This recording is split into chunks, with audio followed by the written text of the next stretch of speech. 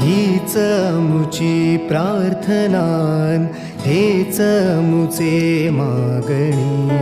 हीच मुची प्रार्थनान, हेच मुचे मागणी.